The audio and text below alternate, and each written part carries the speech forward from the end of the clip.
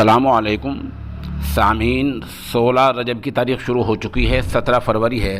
خبر کا عنوان ہے حجاب کے بارے میں اب تک کیا ہوا۔ پہلے یہ بتلا دیں کہ کرناٹک ہائی کورٹ میں آج کیا ہوا ہے۔ کرناٹک ہائی کورٹ میں سماعت آج بھی ہوئی ہے اور معاملے کی سنوائی کل جمعے کے دن پھر ہوگی۔ ابھی سنوائی مکمل نہیں ہو پائی ہے، ابھی وہاں بحث چل رہی ہے۔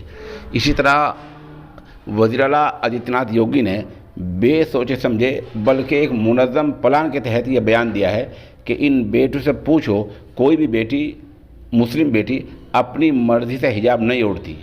تو مطلب یہ ہے کہ کیا اس کو زبردستی کی جاتی ہے؟ انہیں معلوم ہونا چاہیے کہ حجاب پردے کا تعلق عقیدے سے ہے۔ قرآن کریم میں اس کا واضح حکم ہے اور عقیدے پر ہر مسلمان کا عقیدہ ہی ہوتا ہے۔ جب ایک کلمہ گو کو یہ معلوم ہو جائے کہ یہ چیز عقیدے کی ہے اور یہ چیز قرآن شریف میں لکھی ہے، اس کے بعد کوئی بھی مسلمان اس کا انکار نہیں کر سکتا ہے۔ یہ وزیر اعلیٰ کو پوری طور سے معلوم ہونا چاہیے۔